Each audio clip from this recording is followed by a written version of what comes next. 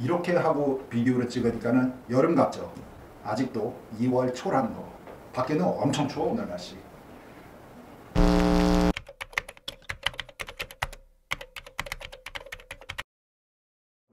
반갑습니다. 오늘은 기억력에 대해서 얘기를 해볼게요. 기억력. 그러니까 공부를 하는데 뭘 머릿속에 집었는데 왜 자꾸 나는 까먹는 거지 싶은 사람들 오늘 집중해서 들으시면 좋습니다. 난 진짜 이런 거 미리 알았으면 조금 더 복습을 더 잘하는 요령이 생겼을 텐데 하여튼 조사하다가 찾은 건데 지금 설명을 시작해 줄게요. 출발합니다.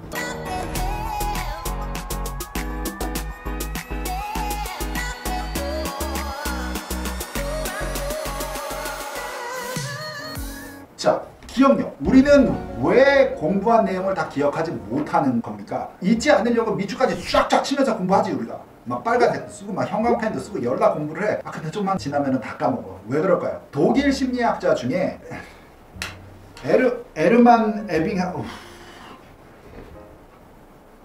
야, 솔직히 이런 거는 좀 한국말로 적어주던 독일 사람 이름이고 어떻게 읽는 건데?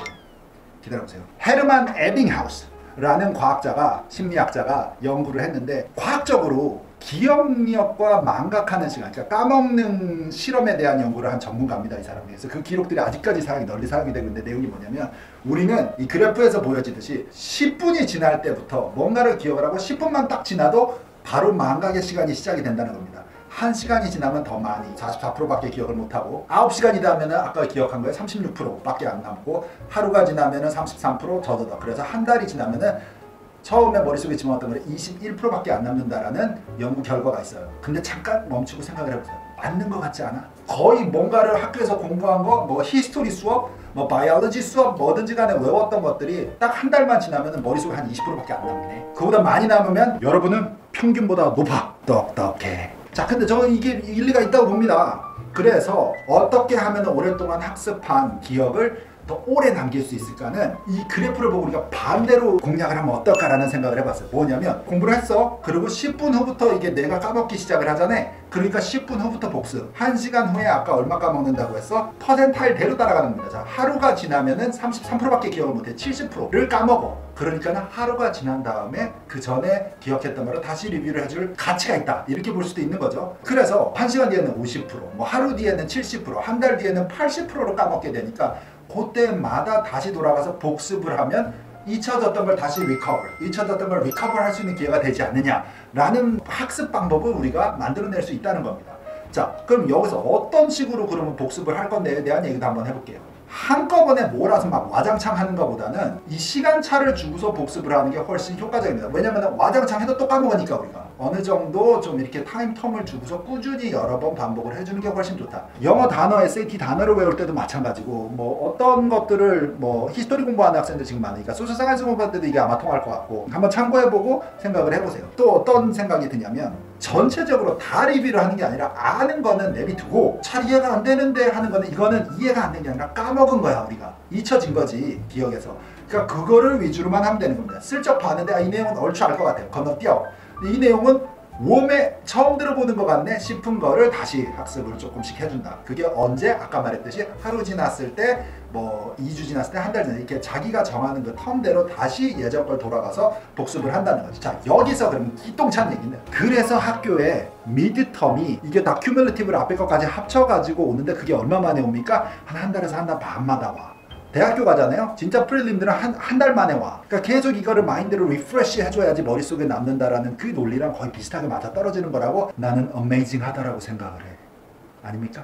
자, 그래서 그 다음은 어떤 말씀을 드리고 싶냐면 망각이라는 단어가 이게 괜히 막 웅장하게 멋있게 들렸었지 까먹는 거는 제일 약한 흔적부터 까먹는다는 거야 내가. 그러니까는 뭔가를 기억을 할 때 강하게 인풋을 시켜버리면 기억이 오래 남는다라는 말도 말이 됩니다. 그래서 우리가 옛날부터 엄마 아빠가 자꾸 쓰면서 공부해라는 게 뭔가 하나 행동을 더 취하는 거지. 뭔가를 기억을 할 때. 그러면은 기억에 더 망각되기가 쉽지 않으니까 더 기억에 잘 남으니까.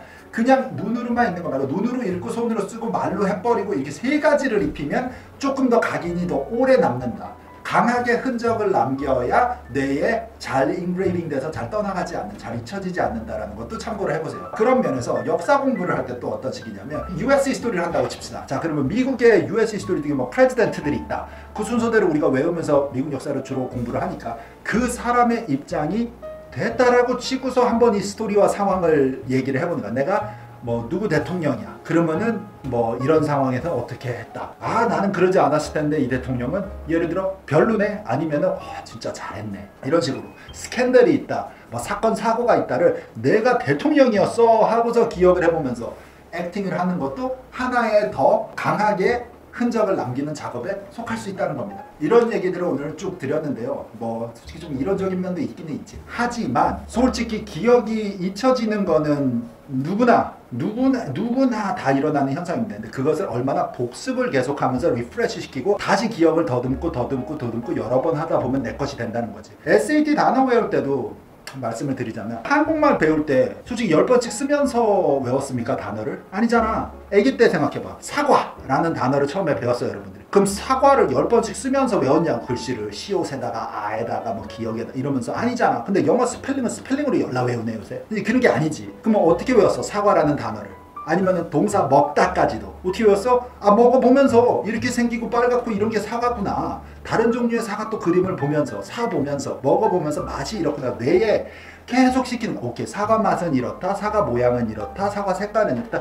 이 다양한 인포메이션이 하나로 와서 자꾸만 눈에 접하고 내가 촉감으로 만져보고 경험을 계속하면서 우리가 아기 때부터 나이가 들었겠지. 그러다 보니 기억에서 안 없어져. 왜냐면 너무 오랜 시간 동안 계속 리사이클 시켰던 정보니까. 영어 단어도 이게 마찬가지야. So you have to use these words. 이 단어 SAT 단어를 외우고 딱 보고 사전을 외우고. 이게 무슨 그림 맞추기도 아니고. 그거는 아까 이 과학자가 말했듯이 얼마 간다고? 10분 후부터 까먹기 시작해. 야 그러면 우리는 그냥 개고생만 한 거야. 엄청 힘들어. 그렇게 갖고 자꾸 까먹고 할 수 없어. 그래서 집어넣어서 써봐. 말을 할 때 한번 해봐. 뭐 영화에서 그 단어가 나올 때 한번 또 핸드폰에 적어봐. 뭐가 나올 때든 하여튼 계속 찾아봐. 말로 해봐. 발음을 해봐. 계속 반복적으로 여러 번. 영어 단어는 그러면 그렇게 많은데 어떻게 단시간에 외우냐고? 그냥 그 시간들의 경험을 계속 늘릴 수밖에 없어요. You have to expose it a little more. 단어를 무식하게 우리가 10번씩 써가면서 외우는 것도 해야지. 근데 그게 많이 손실이 있지. 그렇다고 안 해? 안 할 수는 없어요. 그것도 하고 그 다음에 실제로 활용하는 것도 많이 연습을 해보면 도움이 될 거라는 말씀을 드리는 겁니다. 오늘 공부법도 조금 도움이 됐으면 좋겠고요. 지금 기회를 활용을 해서 좋아요하는 것도 잊지 말고 궁금하신 거 있으면 댓글도 좀 남겨주시고요. 이제 슬슬 중간고사들 보는 학생들 많을 거고 큰 프로젝트들, 페이퍼들, 그룹 프로젝트들 있으면 친구들과 싸우지 말고 열심히 잘하시고. 자 봄방학 다가오니까는 우와! 화이팅! 방학이 곧 온다 해서 마지막 불꽃을 한 달 남았으니까 확 한번 불살려주시고 부모님들도 아이들한테 힘이 되는 조언들 오늘 한 번씩 전달해 주시고요. 오늘 무슨 이상한 약 먹은 거 아니야? 근데 오늘 왜 이렇게 업됐어 나는? 내가 알았어. 오늘 왜 이렇게 미친 사람처럼 됐는지 알았어. 오늘 솔직히 커피를 너무 많이 마셨어요. 그것도 라떼로.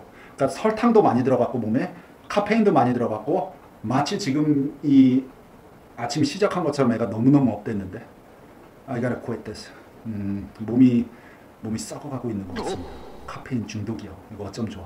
이해해 주시고 저는 다음 시간에 또 돌아올게요. 갑니다. 바이바이.